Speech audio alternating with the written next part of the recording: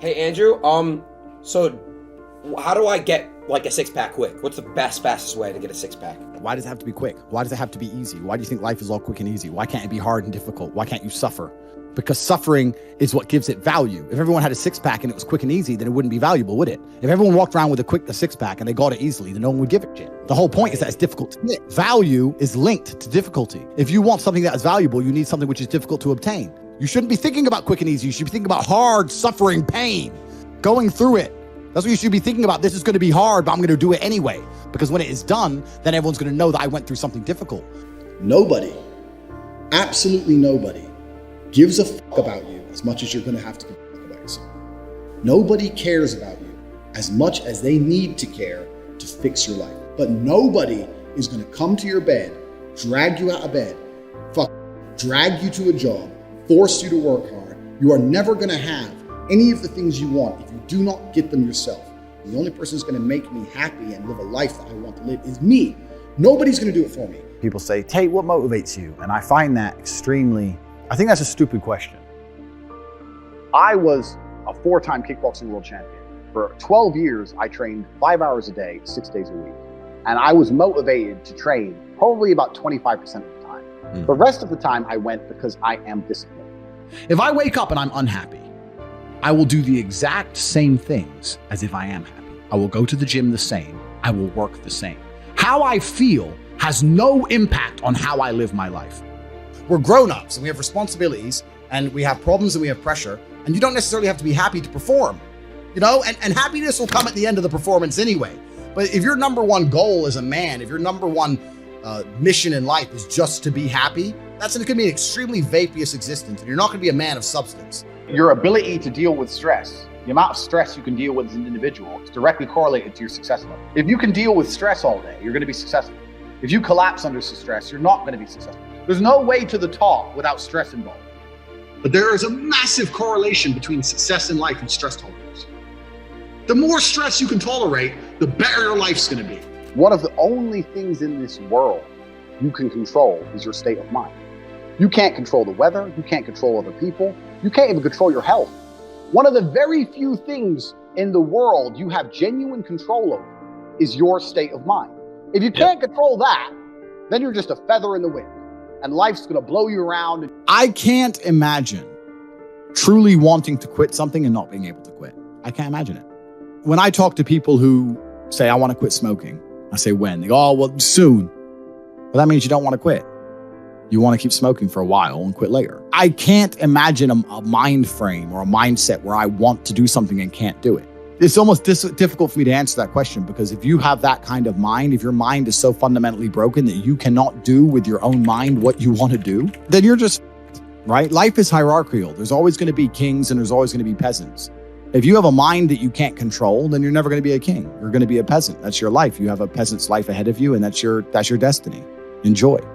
Right? There's always been peasants. That's life. But I believe that the most important thing you can do as a man is to gain control of your mind. Once you have control of your mind, life is so ridiculously easy.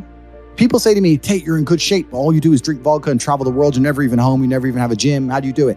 It's ridiculously easy if you control your mind. If I decide to do 1,000 push-ups, I'll do them. Maybe I have to do them one at a time. Maybe I'll get tired. Maybe I need a break.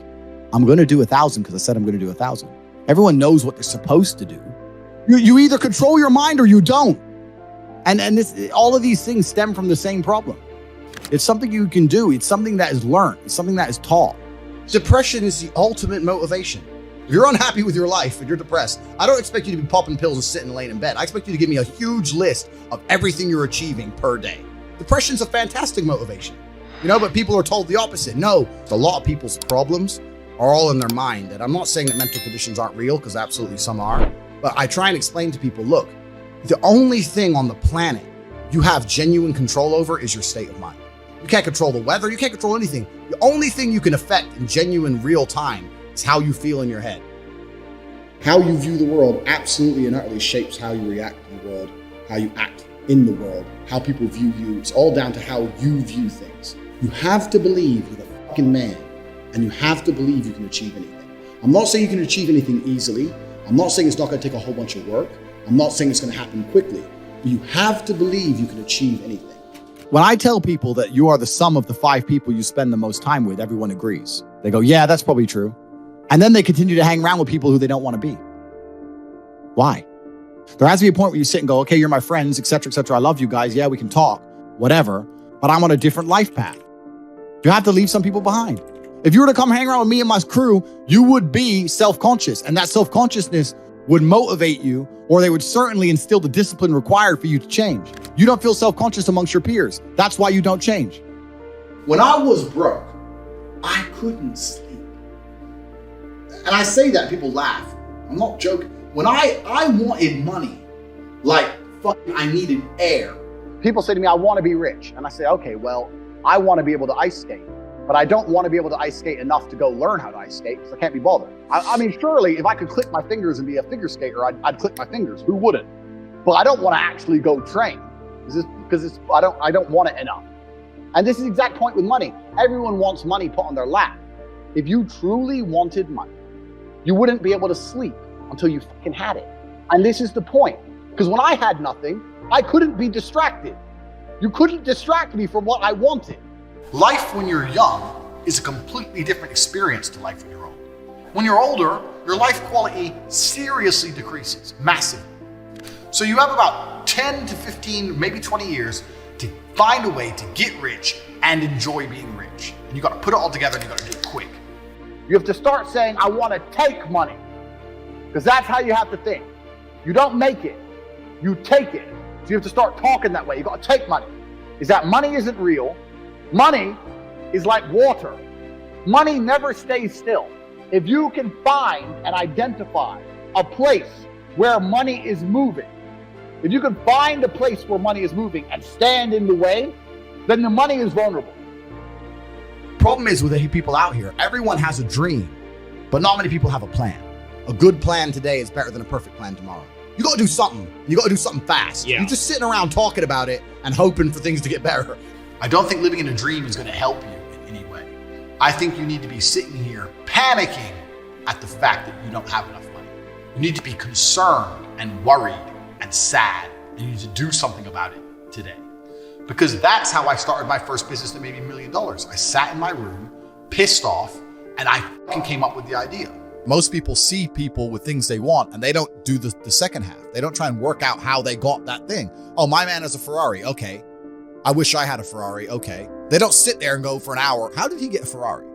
It doesn't cross that part is the part they don't want to do, right? They just go, oh, he has a Ferrari. Wish I had a Ferrari. And they go back to TV. Yeah. And that's why they lose. You need to understand that in this world, there's a whole bunch of people doing amazing shit that you are not doing. And that needs to piss you off. Because if it pisses you off, you become motivated all of a sudden. You need to be annoyed, and I'm telling you to be angry. Anger is a fantastic force. You take that anger and you direct it in the correct direction. And listen, you may feel fired up for 10 minutes after this little talk, but you're not going to feel fired up forever. You need to put systems in place. You need to get discipline. You need to get an atmosphere of people around you who are going to keep you accountable and not make it easy for you to continue to be a fucking nobody. And then you're going to fix your life.